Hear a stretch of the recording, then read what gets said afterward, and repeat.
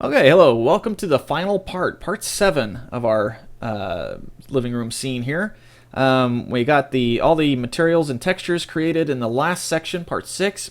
So now we just need to kind of set the scene up to where it'll render a little better and look a little better in our final render. So let's jump in and get started. The first thing I noticed after we rendered, if I hit the F11 key, it'll bring up the render.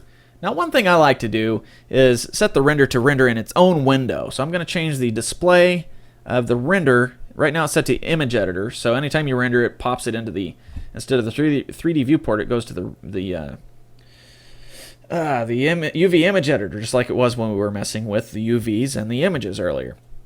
So I want it to open in a new window. So I'll just set that to that. So I'm going to go ahead and hit the escape button. That'll pop us back to our 3D viewport. And now if I hit the F11 button, it'll show the render in its own window. So first thing I want to work on is the coffee table. That wood grain pattern is a little too big, so let's minimize that.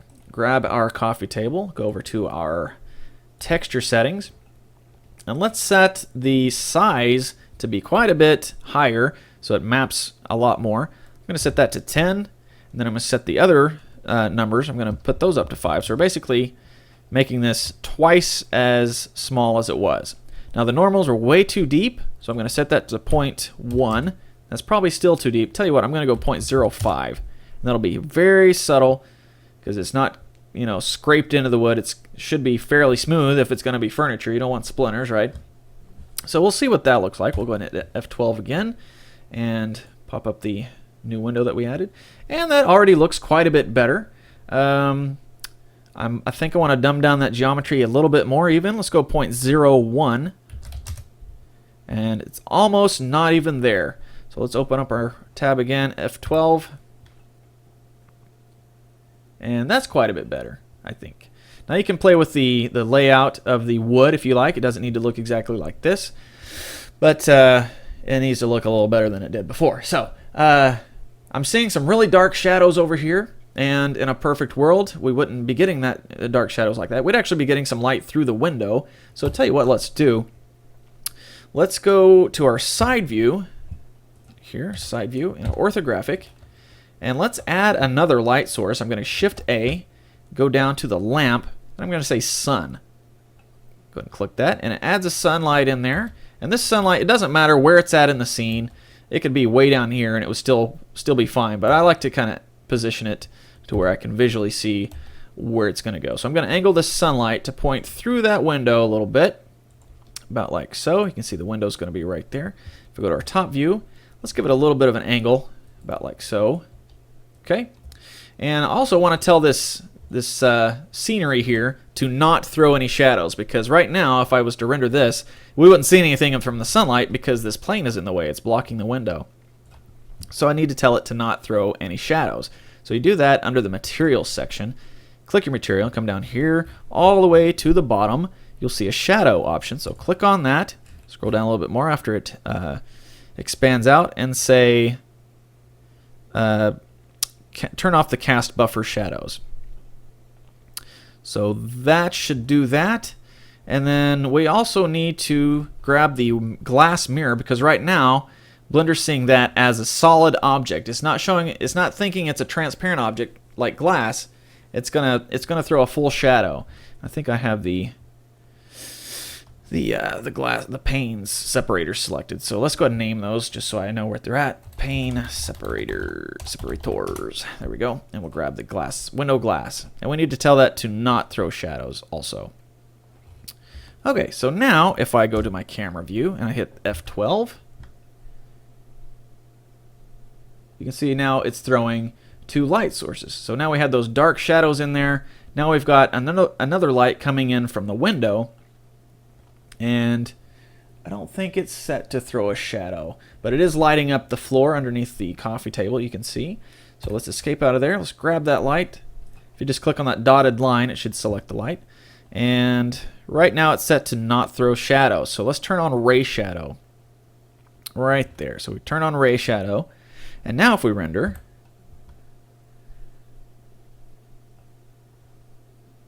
Okay, it looks like the scenery and the window are still throwing shadows. So let me escape out of there, and let's grab that and make sure. Let's turn off all of these guys and maybe set the casting alpha all the way to 0. And we don't want it to receive shadows either. Same thing on the glass window. The reason I can't select it from this side is because it's excuse me, its normals are facing inwards. So it's basically intangible from this side, if that makes sense. So if I scroll around to the front, then I can select the glass. And let's turn off all these options for that as well. Set that to 0. So let's see what it looks like now. Should get some shadows from the panes, and it's not looking like that's wanting to work for us. So let's see what's going on here. Why isn't that lighting up the scene? Tell you what, let's move the scenery to a different layer just for testing purposes, and then move the glass to a different layer too, same reason. And let's see if it throws. I can see it throwing light through the window now in our viewport here, so let's see if it does it in the render settings as well. And it is not very much, but you can see the pattern of the window panes on the floor.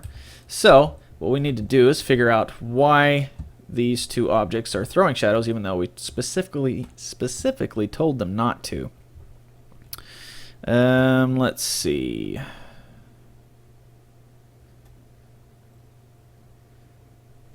Tell you what, let me pause my recording here, and I will figure this out, and then I'll come back and tell you what's up. Okay, I didn't really play with the materials to figure it out. I know a workaround easily enough. So even though those are set to not throw shadow, they still seem to be.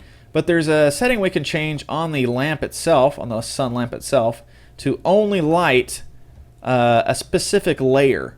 And you can see I have that option selected, this layer only. And what that means, it's only going to throw shadows on whatever layer down here that it is on.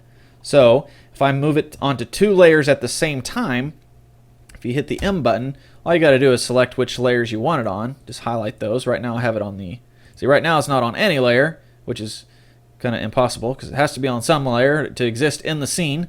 So right now I have select the first layer and the second layer there, and you can see it is still throwing the shadow on the floor, even though our scenery and our glass window are still there. And the reason is because these two guys are on this layer over here, and the sun lamp is not on those layers. So that's the reason it's not throwing a shadow on there. Okay, so now if we look through our camera, we'll do a quick render here, and we can see what that looks like with the sun throwing light, as well as our little floor lamp over here throwing light. And it still looks like there's too many dark shadows, and that's because in the real world, we get a lot of light bouncing around, a lot of reflection and ambient light bouncing around in a room. So what we need to do is tell Blender to have some ambient light. So the way we do that is we go to our little, it looks like a little Earth icon right there, and that's our world settings for our 3D world that we're creating here. And right now I want to set it to have ambient occlusion on. So I click that, and right now it's set to a factor of 1. So it's basically like 100% light from every direction. So if we rendered that, everything would be really bright. There would be hardly any good shadows. I mean, there's some shadows being thrown, but actually that doesn't look half bad. But I usually set the ambient light to be about 0.2. That's typically the light I use. We'll see what that looks like. It's a little dark, so we could raise it up. I think the 1 might have been okay. But you know, I think also I use multiply typically, so let's see what that looks like. That's not any better. So okay, so set that back to add, and we'll go ahead and set this to, well, I guess we'll just go with 1 for now. Now keep in mind, a lot of times 1 is going to make things too bright, but in this case it seems to work okay. So we'll go ahead and render that. And one other thing that too much ambient light does is it makes any bump mapping that you have, which is what like the carpet and walls, that extra texture we added and the influence of the geometry, it's called bump mapping. too much ambient occlusion will kind of make that disappear because it's lighting from every angle. But in this case, I think it'll be all right. You can see a little bit of graininess in the shadow areas here, and that's because we're using what's called a ray trace gather, which is for the ambient occlusion. It's how it lights up the scene. I typically like to use approximate, and I think that seems to work better. It adds extra shadows into crevices and creases and things like that, and I think it makes things look a little bit more Pixar-ish, if that makes sense, a little more cartoonish, because it kind of outlines every little detail. You can see even in our window crease right there in the window, we've got that extra dark spot there.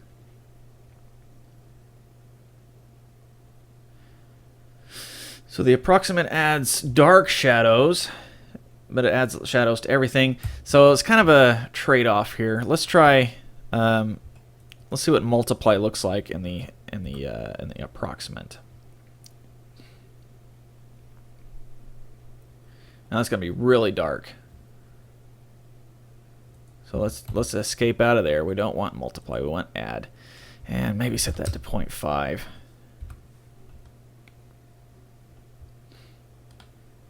See if that changes anything. What the ambient occlusion is basically it takes things that are next to each other, and the closer they are together, the darker it's going to darken between them. Like I said, in between, like the crevice here, in between those two panels on the frame, since they're really close together, it added a dark line, and so that usually works okay, but in this scene, we've got the dark shadows are just not going to work, even though it's lit up here on the edge of the couch, which is good, but we've got too many dark shadows elsewhere, so I'm going to go ahead and go with the ray trace. And I was talking about the graininess. That's because the samples are set to 5. To have non-grain in our gathering here, we should set that a little higher. I'm going to go with 15. Problem is, setting it too high makes your scene render slower, and for me, I'm not a very patient man, so I like to do the minimum amount to make it look good on there. So we'll go with 15, and we'll see what that looks like. Okay, it's good. Our shadows are not quite as bright, but the difference between ray tracing and approximate is, well, you can kind of see a little bit of edge there. The approximate seems to add the darkness between the creases and crevices and cracks and everything. It adds it a little darker, and it kind of has kind of a claymation feel to it, in my opinion. But looks like the ray trace is going to work in this scenario. So there we go. Got our living room all set up, rendered out nicely with some nice carpet and everything. The doorknob's a little too shiny. So tell you what, let's go ahead and fix that while we're at it. I'm going to go ahead and escape out of here, grab that doorknob, and since it was just kind of a quick and dirty material, it's probably not going to look too good anyways. Let's set the reflectivity of the mirror option. Let's dumb that down to about 0.35, and then maybe make the diffuse a little more gray, and maybe it's not going to be quite so shiny, so we'll set that. Let's make the slope, let's try 0.1, and then make the intensity maybe 0.35, or maybe even lower than that. Tell you what, let's change it from Ward ISO to, let's go back to, let's try Phong. Maybe make it a little brighter then, and a little harder then.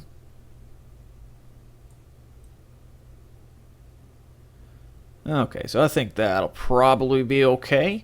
You know what? Since everything kind of has a brownish tint to it, let's change this to a bronze doorknob instead of a, brushed nickel or chrome or whatever. So let's give it a bit of a brown tint, reddish brown. So there we go. Maybe change the reflectivity down to about 0.25, and maybe change the glossiness back maybe 0.95. So it's still a little glossy. Maybe even about 0.1. That's too little. It's 0.2. Okay, we'll try that one. Let's go ahead and save this part 7 and go ahead and render out. And maybe we can call this a done scene. Let's see what it looks like. You might be noticing there's quite a glossy spot here on the window. That's not our sunlight shining in. That's the reflection of this lamp we have over here by the door. So once it finishes rendering out with all these 15 samples for the ambient occlusion, we can see what it looks like a little better.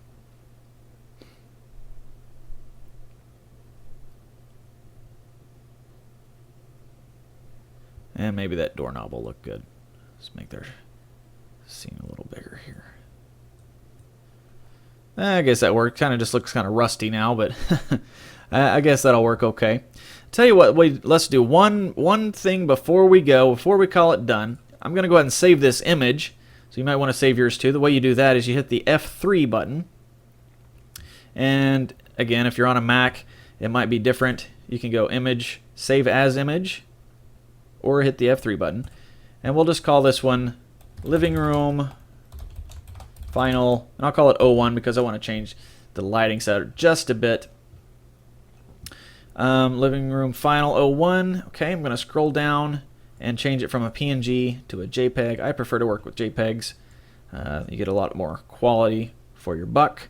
They're a lot smaller file size than PNGs, but they still have about the same visual quality. So we'll go ahead and save that. Living Room Final 01. All right, so now what I was talking about, I want to change the lighting setup a little bit. I'm going to grab that lamp and let's move it to a different layer. I'm going to move it over here out of the way. And now our scene is only going to be lit from the ambient occlusion and our sun lamp.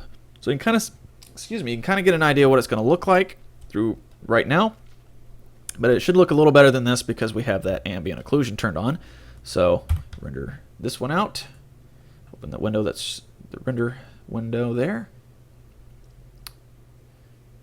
And this living room is only going to be, all the lights are turned off in the house, but we got the windows open on this nice sunny day. So it's going to render with only this sunlight coming in and lighting up everything else, the ambient light coming in.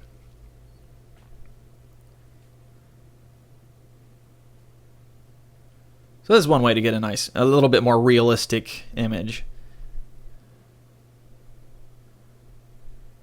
And it works even better if you get the whatever your background image is, like the beach background here.